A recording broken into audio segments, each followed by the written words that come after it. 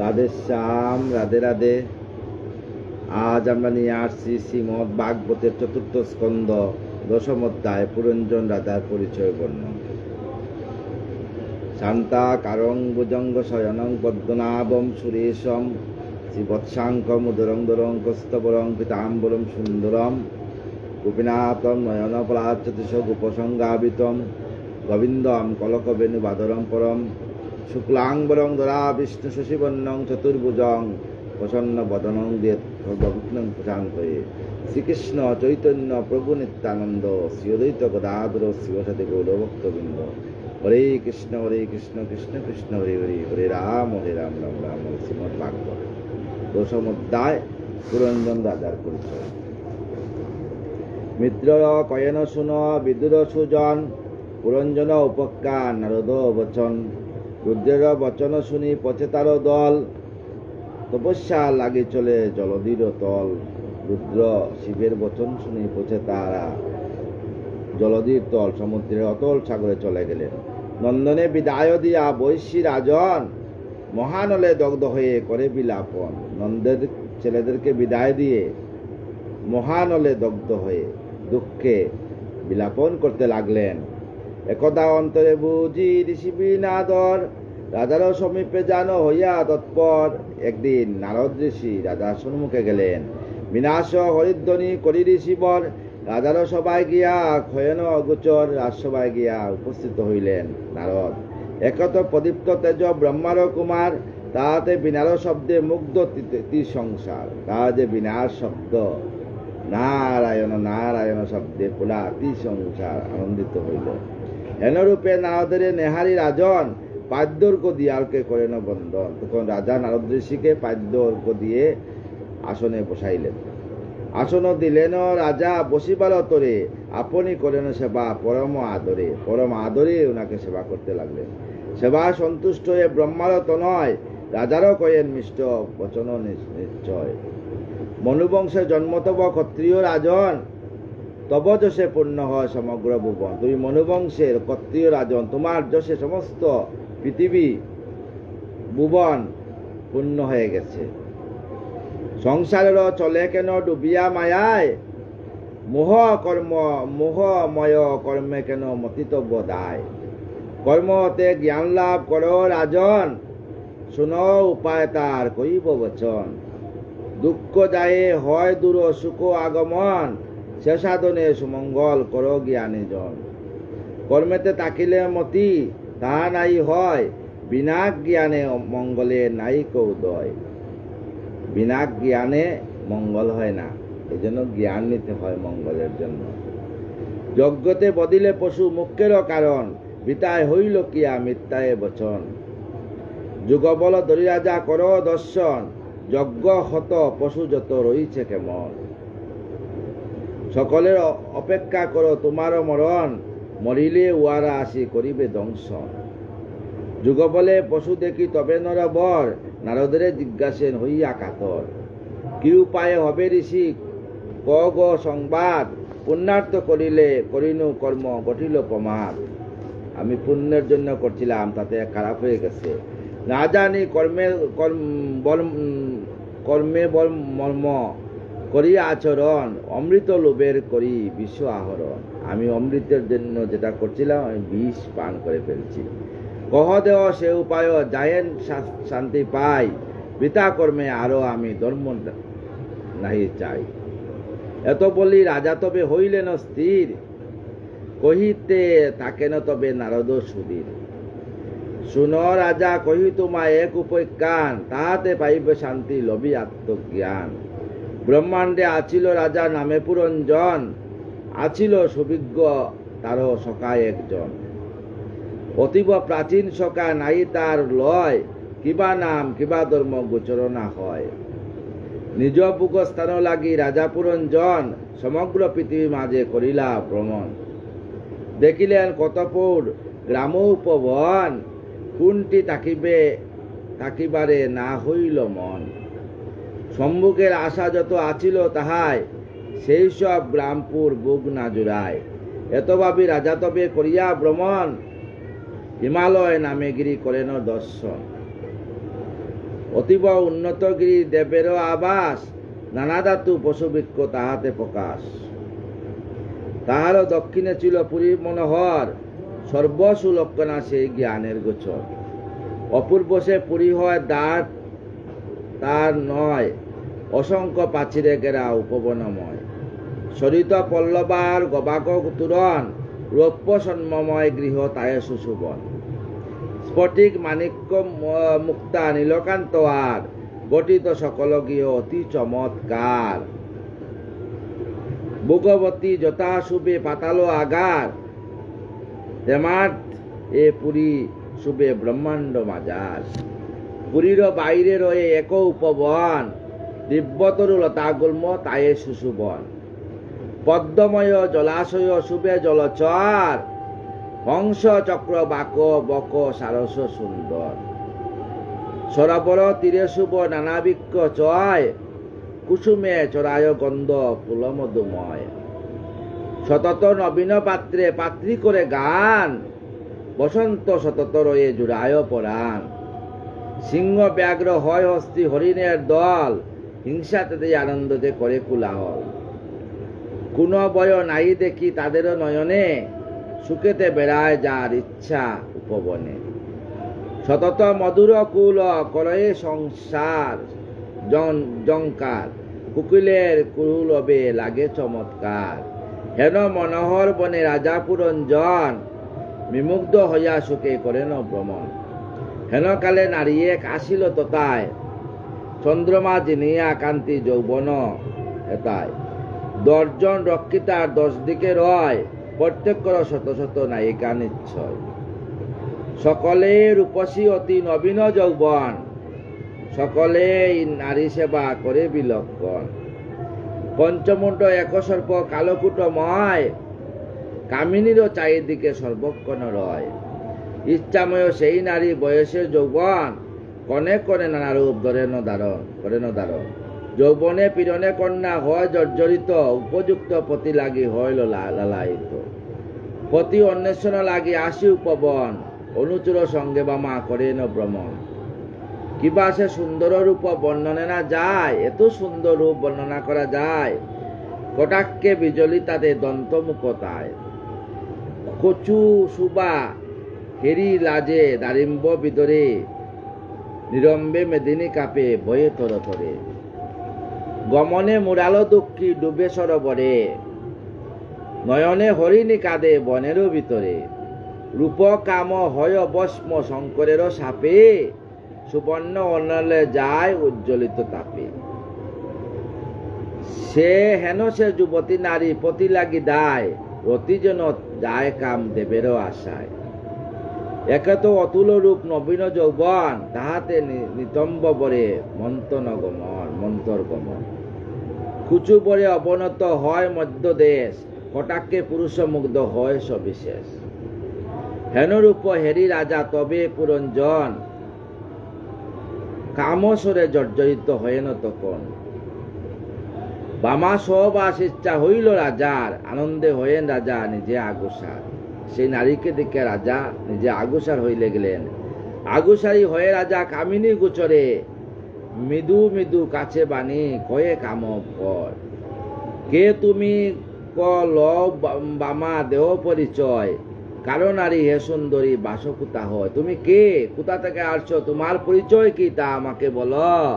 কোথা হতে আগমন কমল লোচন, কিবা অভিপ্রায় বলো এই উপবনে তোমার কি অভিপ্রায়। 10 জন রক্ষিত কিবা পরিচয়, আরো এক বলবান তার মধ্যে রয়।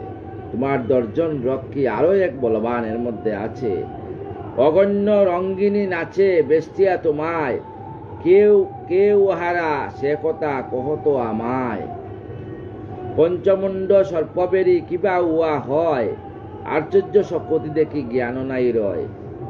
সাহসদা কিবা লক্ষ্মী সাবিত্রী ভবানী, তুমি কে, কোন জন তুমি বামা জ্ঞানে নাই জানি। আমি জানি না তুমি কে, চিনিতে না পারি কিন্তু করি অনুমান। দেবজুনি সতব ভূপৃষ্ঠে প্রয়াস। দেবী যদি নাই হ মমবাণী ধর, কোন মিছা এ যৌবন বিতা নষ্ট কর। লক্ষ্মী যথা বিষ্ণু সহ বৈকুণ্ঠে বসতি, আমার সহ তুমি হেতা থাকো গো যুবতী। বলছেন আমার সঙ্গে তুমি থাকো। মহাবীর হই আমি নাম পুরঞ্জন, দেখিতে এসেছি গ্রাম পুরো উপবন। অদ্যাপি না করিয়া আমি রমণী রমন, করবামা মনসুকে আমারে বরণ।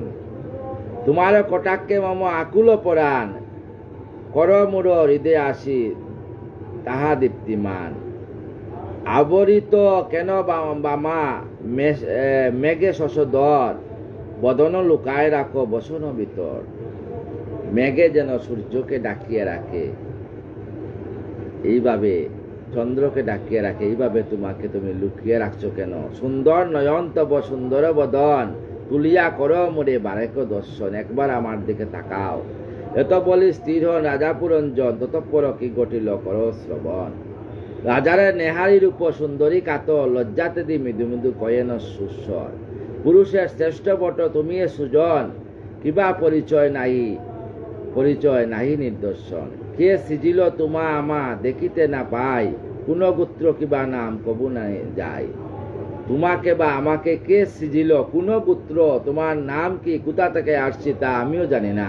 সেই মেয়ে বলছে, এই যে হেরিচ পুরী রহে নবদ্বার, না জানি করিল কে বা সৃজন ইয়ার। এই যে পুরী আছে, এই পুরীর মধ্যে নবদ্বার আছে, 9টা দ্বার আছে।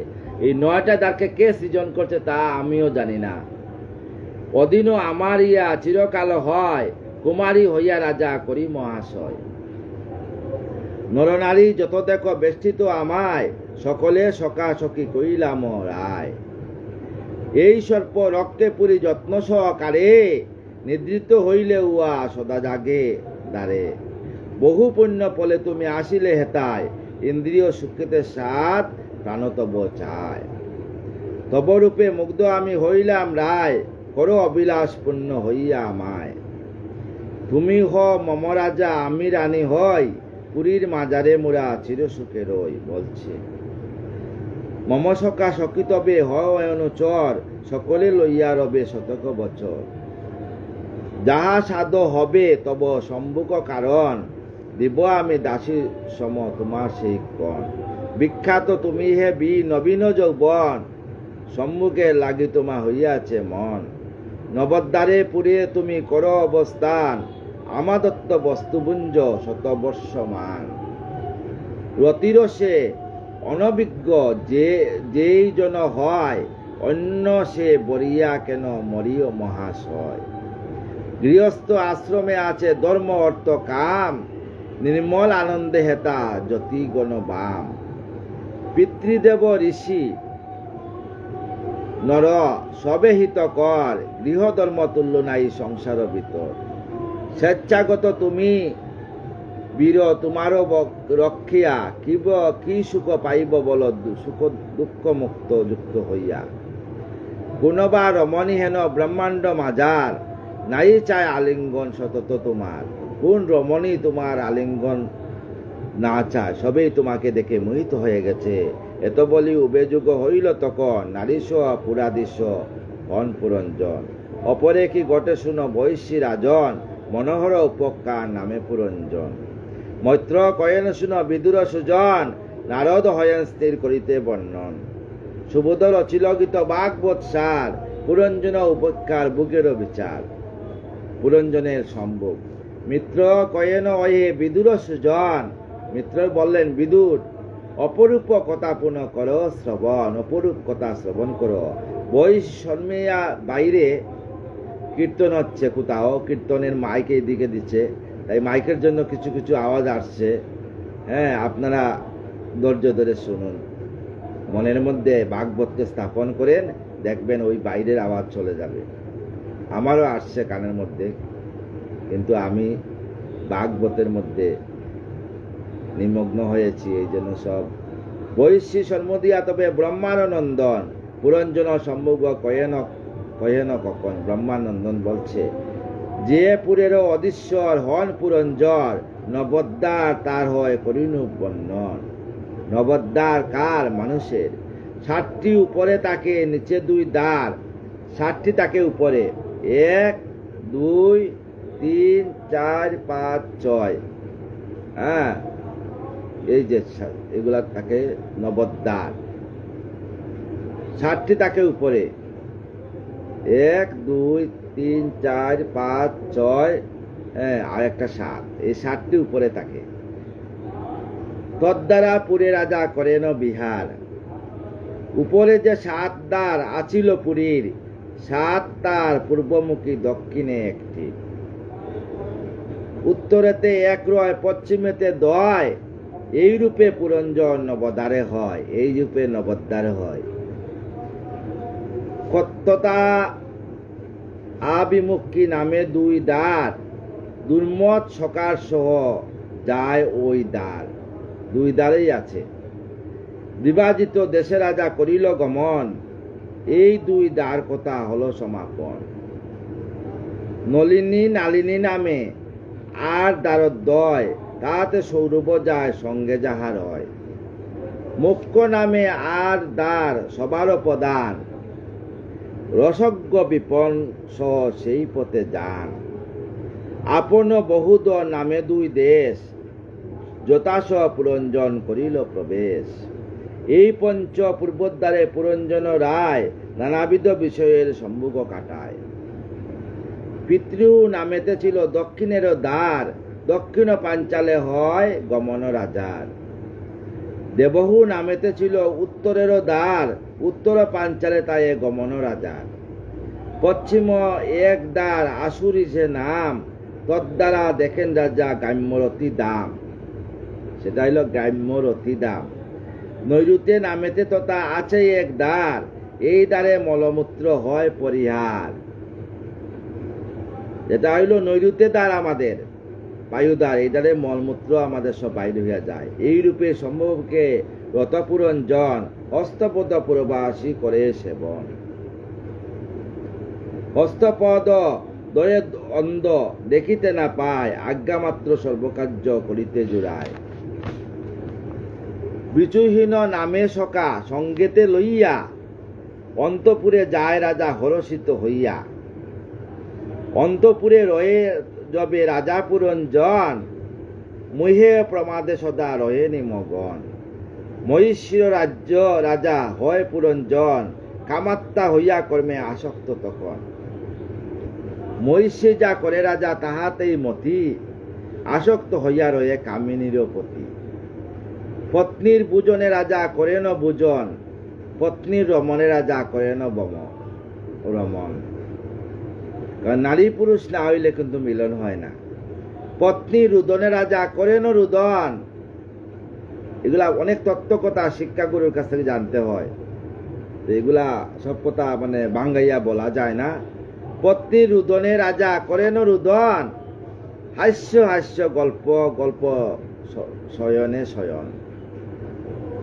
গৃহান গ্রাণ স্পর্শে স্পর্শে শ্রবণে শ্রবণ, এই যে শ্রবণে শ্রবণ, গৃহান গান, আনন্দে আনন্দিত, তুষ্টির তুষণ। এইরূপে সুলোচনা মহি পুরঞ্জনে, কিরামিগ সম করে বিহার কারণে। রাজারও বাসনা নাই তবু মোহ বসে, রানীরও মায়ায় মুগ্ধ সদারঙ্গ রসে। মোহমুগ্ধ পুরঞ্জন রমণী কারণ, অনিচ্ছা সত্যে করে পশ্চাৎ দাবন। সুবোধ রচিলগিত হরিকথা সার, পুরঞ্জন বুগকথা যাহাতে প্রচার। রূপক চলে স্বপ্ন এবং জাগ্রত অবস্থা বর্ণন। নারদ বলেন শুনো সুমতি রাজন, বলছেন সুমতি রাজনকে বলছেন, মৃগয়ার কথা এবে করিব বর্ণন। একদা করিল রাজা মৃগয়াতে মন, আজ্ঞামাত্র কলারেন রথ সুশুবন। পঞ্চ অশ্ব 2 দণ্ড 2 চক্র তার, 1 অক্ষ 3 দজ তায়ে ব্যবহার। 1 গাছি রজ্জু আর 5টি বন্ধন, সারথি তাহার পরে রয়ে একজন। তাহে 2 দেখা যায় যুগবন্ধ স্থান, রতিরও আসন তাহে একটি প্রমাণ।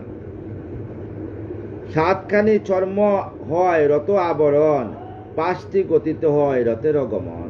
এই যে মানব দেহ 5টিতে গতিতে হয়, রথের গমন হয়। সুবর্ণ কবচে ডাকা অঙ্গ পুরঞ্জন, অক্ষয় তুনির পৃষ্ঠে করেন বন্দন। সঙ্গে চলে সেনাপতি, নাম তার মন। এই যে মন, এই দেহের সেনাপতি হইল মন, এ সঙ্গে চলে। এমতে করিয়া রাজা রত আহরণ, ত্যাগের অযোগ্যা দয়া করিয়া বর্জন, পঞ্চপস্ত বনে রাজা করেন গমন। মহাবীর এক রাজা হাতে লয়ে স্বর, সাপদ সংহার লাগি করেন হন তৎপর। রাজার দাপটে বনে হয় কোলাহল, প্রাণবয়ে পশুকুল হইল চঞ্চল। এ নীতি অবনীতি হয় বর্ষী রাজন, পশু হত্যা নিপকর্ম হলে প্রয়োজন। শাস্ত্রের নির্দেশে ব্যপ্ত সেই প্রয়োজন, শাস্ত্রে যজ্ঞ কার্য ভিন্ন নহে নিদর্শন। হেন মতে সেই করে পশুর হনন, কর্মে জ্ঞান উপজীবে তাহারও রাজন। হেন ভাবি যেইজন হানে জীব চয়, অবশ্য নিয়মগামী কর্মে তাহা হয়। এইরূপে মৃগয়ায় রাজা পুরঞ্জন, নানাবিধ বনপশু করিয়া হনন। ব্রহ্মেতে হইয়া প্রান্ত ক্ষুধা পিপাসায়, নিজাগারে আসিলেন আপন ইচ্ছায়। শান্তি পরিহরি করি আহার স্নান, নানা বেশে সাজিল হয়েন শয়ান। অগুরু চন্দন মাল্য হইয়া শুভিত, পত্নীরে সরেন রাজা পুলকে মোহিত। শয়ন করিয়া রাজা করে আসা মনে, ইচ্ছিলেন করিবারে তুষ্ট কামদনে। রমণীরে সহবা ষোল অবিলাস, রানীরে না হেরি তবে হয়েন উদাস। মহিষীরে না দেখিয়া উচাটন মন, সখীগণে সব্রমে জিজ্ঞাসেন তখন। কহ বামাগণ কামিনী কুতায়, কুশল তা বল এক্ষণে আমায়। গৃহিণী রমণী ভিন্ন সুবাহীন গড়, চক্রহীন রতে রতি যথা দুঃখ পর। বল বল কুতা গেল পেয়সী আমার, কুতায় রইল প্রিয়া জীবনেরও সার। এত শুনি সখীগণ কইল তখন, কি কব তোমায় নিপ বড় অঘটন। কি দুঃখে মাতিয়া রানী পরিভূমি তলে, দুলায় লুটায় তার বাসে অশ্রু জলে। সচরি বাণী শুনি দেখে পুরঞ্জন, অতি দুঃখে রয়ে রানী ভূমিতে শয়ন। জীবনেরও সার যারে বাবে পুরঞ্জন, কেমনে সইবে তার ভূমিতে শয়ন। তোরা করি যার নিপ প্রণয়িনী পাশ, যথায় শয়ান নারী হইয়া উদাস। কামবরে নিপীড়িত অন্ধ অনুরাগে, সীমন্তনী পদে নিপ ধরিলেন আগে। অবশেষে সাদরতে করিয়া আলিঙ্গন, আপন কুলেতে করেন ধারণ। আপন কুলেতে তারে করেন ধারণ। কুলে করি দরি প্রিয়া মুখ শশ দর, করিতে তাকেন নিপ প্রবুদ্ধ বিস্তর। কিবা অপরাধ মম কগ সুন্দরী, আমি দাস এ পুরীতে তুমি অধীশ্বরী। দাস হয়ে করে তাকে যদি মর্ম কর্ম, দাসের বিধান দত্ত প্রভুদের ধর্ম। দণ্ড দিয়া কর প্রিয়ে নিজাদেশ দান, কেমনে সেবিব তোমা হয়ে এক প্রাণ। ও অদর্শনে শুভ্র তুমি মম অধীশ্বরী, অভিমান ত্যাগ করো কময়ে গহারি। অনুরাগে হাস্যময় তোমারও বন্দন, অলক্ষ্যে শুভিত অতি নয়নরঞ্জন। আমাকে দেখাও সেই মুখচন্দ্র কানি, অপূর্ব সুন্দর অতি কি করে বাতানি। বীরপত্নী তুমি হও কি বিরাগ মনে, কহ ক প্রাণেশ্বরী মুরে কনে। অপরাধ তপপাশে করে কোন জন, প্রকাশিয়া বলতারে কইব শাসন। কে তোমার কাছে অপরাধ করছে বলো, আমি তাকে শাসন করব। হরিভক্ত আরদির্য বদ্ধ কবু নয়, দুই চারা রানী শাসিস নিশ্চয়। রানী হরিভক্ত কোন দুঃখে বিষাদিনী হইয়াছেন ধনী, ভূমিতে শয়ন কেন ক শুভধনী। তিলক বিহীন কেন বদনে তোমার, তোমার কপালে কেন সিঁদুর নেই।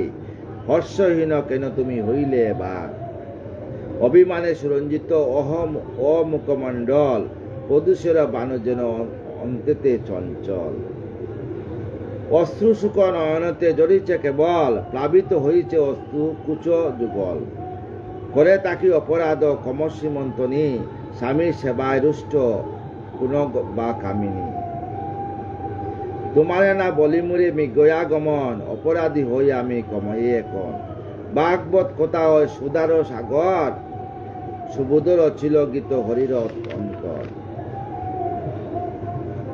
জীবের সংসার বন্ধন দুঃখ ভোগ, এত বলি স্থির হয় হন নিপপুরঞ্জন, চলনান মহারানী বুলায় রাজন। আমরা চলনার মহারানীর মধ্যে পড়ে আছি। রাজারে বুলায় রানী করিহত জ্ঞান, করিলেন বেশভূষা বিবিধ বিধান। সুবেশে রাজার করিলা শয়ান, মধুর আলাপে মুগ্ধ হয় নিপপ্রাণ। রাজারও চৈতন্য নাশ কমেতে হইল, অতীতে উন্মত্ত হয়ে জ্ঞান হারাইল। কনে কনে পরমায়ু হয় তথা ক্ষয়, তথাপি রাজার জ্ঞান জাগ্রত না হয়। মহাবীর পুরঞ্জন মুগ্ধ হয়ে পড়ে, কামিনী সঙ্গতে রণ অপুল্য অন্তরে। কামিনীর হস্তে রাখি নিজশির দেশ, কামিনীর সঙ্গে ক্রীড়া করিলে অশেষ।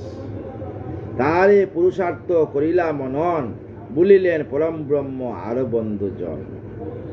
এইরূপে বহুদিন করিয়া বিহার, 11 শতপুত্র জন্মিল তাহার। এইরূপে রাজার 11 শতপুত্র, 111 পুত্রের জন্ম হইল রাজার।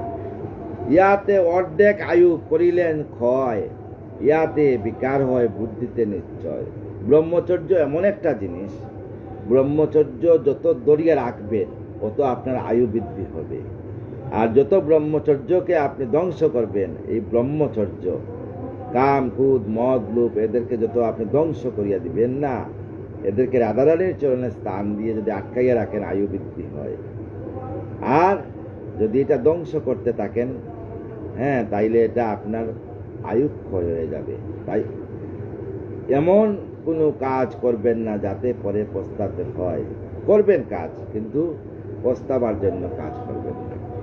অনন্তর জন্মকন্যা 110, তারপরে 110 জন কন্যা হয়। রূপে গুণে বিভূষিতা নবীন বয়স, পুরঞ্জনী নামে খ্যাত হয় ত্রিভুবন। বুদ্ধিতে ইন্দ্রিয় বৃদ্ধি সৃজে নরগণ। এইভাবে নরগণের হয়েছে, বুদ্ধিতে ইন্দ্রিয় হয়েছে। যথাকালে পুত্রগণে করালো সংসার, যোগ্যপাত্রে কন্যাগণে বিবাদিলার। পুত্রকন্যা হতে বহু জন্মিল তো নয়, এ মতে তাহার বংশ ক্রমে বৃদ্ধি হয়। এই মতে আমাদের জীবের সংসার হয়েছিল। পুত্রকন্যা মায়ামোহ আবদ্ধ রাজন, জ্ঞানীর কর্মযজ্ঞে সদা তার মন। নানাবিধ পশু হত্যা করিয়া তথায়, কুটুম্ব বরণে রত হইলেন রায়। রতিতে উন্মত্ত রাজা তেজিয়া শাসন, অনাচার রাজমধ্যে ঘটিল তখন। রতির সুখে বসিয়া আছিলেন রাজা। চণ্ডবেগ নামে রাজা গন্ধর্বের পতি, 360 সেনা যার বিমগতি। প্রত্যেকের শুক্লকৃষ্ণ রমণীর দলে, লুটেল জীবপুরী মিলিয়া সকলে। যাহারা যুজিয়া গৃহ লুটিবারে তরে, পুরঞ্জন গৃহদ্বারে আসিল সত্তরে। প্রাণ নামে মহাসর্প লয়ে সরাসন, শতক বরষ ধরি করে মহারণ। গন্ধর্ব মিলি 720, একাকীকে যুজিবারে আয়ে অহনিশ। ক্রমে সর্প তেজ হয় মহারণ বসে, রাজা হন সুনিশ্চিত শত্রুর পরশে। শত বৃত্ত আদি সৌরভ রাজায়, নানাভোগ্য দ্রব্য আনে যুগাতে তাহার। সকলই হইল কয় না ভাবি রাজন, বিষয় কর্মতে পাশে হয় বন্ধন। গন্ধর্বের বিবরণ অতি মনোহর, কেন তার চৌর্যবৃত্তি শুননর বর। কেন চৌর্যবৃত্তি শুন, বৈশে সন্মুষী তবে ব্রহ্মার কুমার। কি কোন বিদুর শুন উপমা তাহার। মিত্র কয়েন শুন বিদুর সুজন, কিবা গোটে অতপর নারদ বর্ণন। নারদ সম্বুদাকন বৈশির পতি, গন্ধর্বর কথা হবে শুনো নিপতি। কালো নামে মহাবীর ব্যপ্তয়ে সংসার, কাল নামে মহাবীর এই সংসারের মধ্যে ব্যপ্ত আছে। জোড়া নামে কন্যা তার অত্যন্ত দুর্বার। দুর্বত হেরিয়া কেউ না করে বরণ, ত্রিভুবনে বলে সেই পতি অন্বেষণ। দুর্ভাগ্য বসতে এই কন্যা অবশেষে, দুর্ভাগ্য বলিয়া কে আত হয় নানা দেশে। যজাতির পুত্র পরু করিল সেবন, সেই হেতু হয় তা লাভরাজ্য দন। এইরূপে স্বামী লাগি কালেরও কুমারী, ত্রিভুবন মাঝে যায় পতি অভিসারী। একদিনও যবে আমি ব্রহ্মলোকে হতে আসিছিলাম নামি এই বিশ্ব জগতে, নারদ বললেন। সেই কালে কালকন্যা আসিয়া তথায় বিশেষ বিনয়ে তবে কইল আমায়, শুনিয়াছি তুমি ঋষি হও জ্ঞানবান, তোমারে বলিতে মোর বড় ইচ্ছা হয়। শুনিয়া তাহার বাণী না করি স্বীকার, তাহাতে হইল তার কুদেরও সঞ্চার। কুদেতে উন্মুক্ত হয়ে সাপিল আমায়, অস্থির হইব আমি সংসার মায়ায়। সেই হেতু ত্রিভুবনে কবু নাই স্থির, তাই আমি নারদ আমি ত্রিভুবনে কোনো জায়গা স্থির থাকি না। সেকেন্ডের ভিতরে আমি বিশ্ব ব্রহ্মাণ্ড ঘুরিয়া বেড়াই, পতি লাগি সে কামিনী হইল বাহির। যাইবার কালে আমি করিনু তাহায়, বয় নামে আছে এক যবনেরও রায়। যবনের রায় একজন আছে, যাও গিয়া কর তারে করিতে বরণ, করিবে উপায় তবে সেই মহাজন। শুনিয়া আমার বাণী কালকন্যা দায়, যবন ঈশ্বর বয় আছিল যেতায়। যেখানে যবন ঈশ্বর আছিল সেইখানেই গেছে। নিকটে তাইয়া তারে কহিল বচন, হ মম স্বামিনীপ এই আকিঞ্চন। দম্ভ বস্তু নাই যেই করে গ্রহণ, সেজন সুজন্য শাস্ত্রের বচন। করিতেছি দান আমি তোমা মন প্রাণ, কর কর গ্রহণ রাজা শাস্ত্রের প্রমাণ। দুর্বাকার বাণী শুনি যবন রাজন হাসিয়া কইল তবে মধুর বচন। তিলুকের সবার কাছে করিয়া গমন, করেছিলে ইচ্ছা তুমি করিতে বরণ। মন্দমতি হেরি তোমা কেহ নাই লয়, কেমনে লইব তোমা কত নিশ্চয়। এই বড় আছে আমি করিয়াছি স্থির, ল যা বরারণ্যে ফলিবে অচির।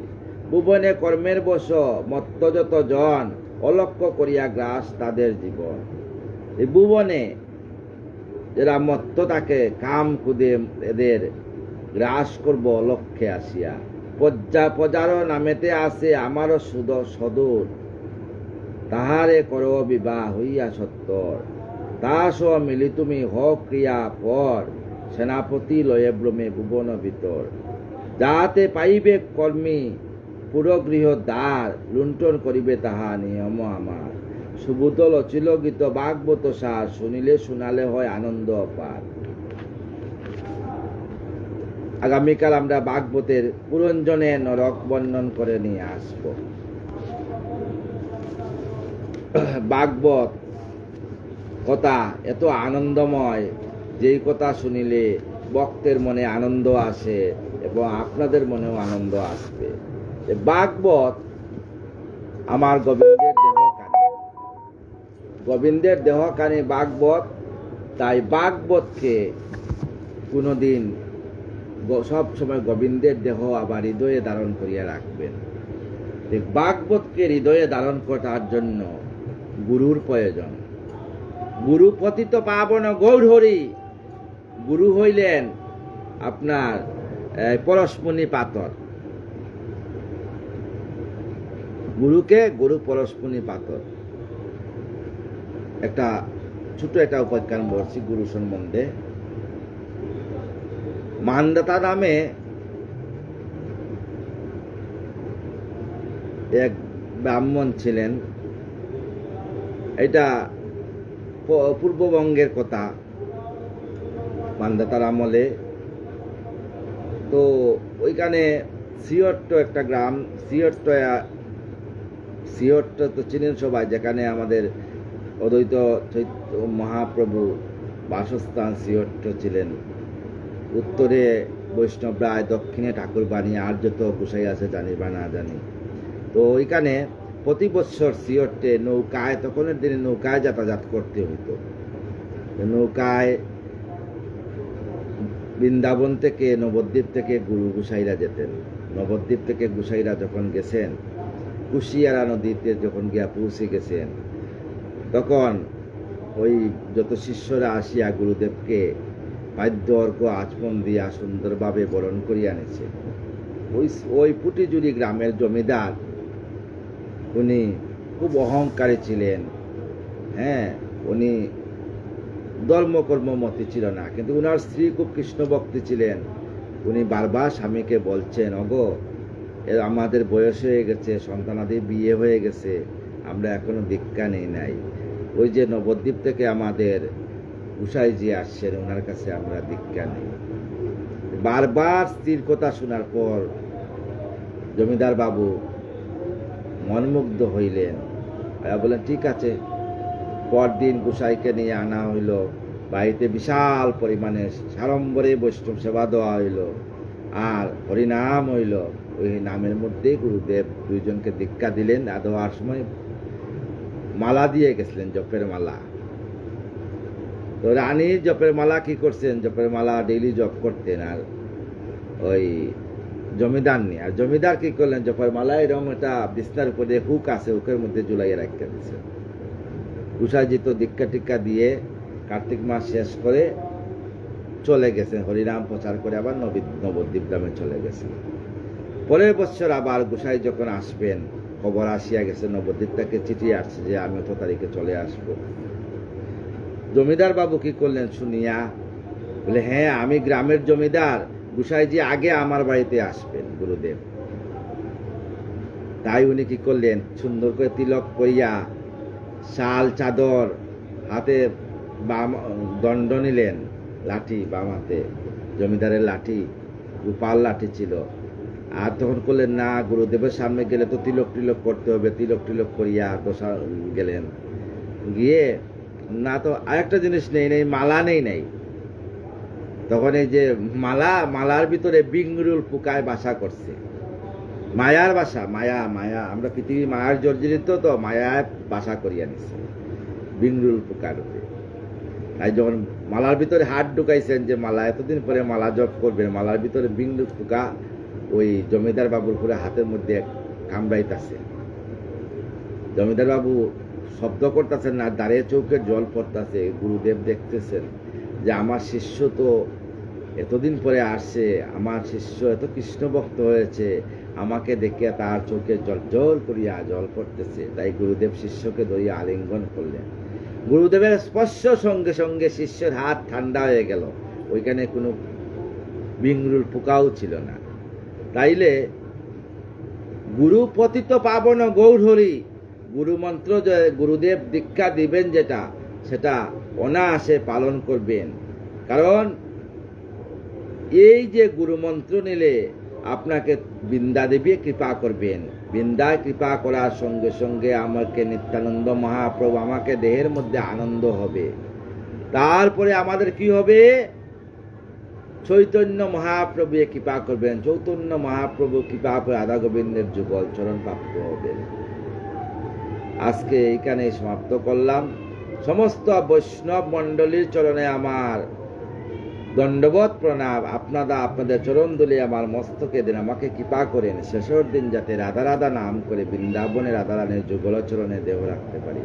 রাধে কৃষ্ণ কৃষ্ণ কৃষ্ণ রাধে রাধে, রাধে শ্যাম শ্যাম শ্যাম রাধে রাধে, রাধে কৃষ্ণ কৃষ্ণ কৃষ্ণ রাধে রাধে, রাধে শ্যাম শ্যাম শ্যাম রাধে রাধে। জয় কৃষ্ণ জয় বৃন্দাবন, শ্রী গোবিন্দ গোপীনাথ মদন মোহন। জয় রাধে জয় রাধে জয় রাধে জয় রাধে জয় রাধে জয় রাধে জয় রাধে।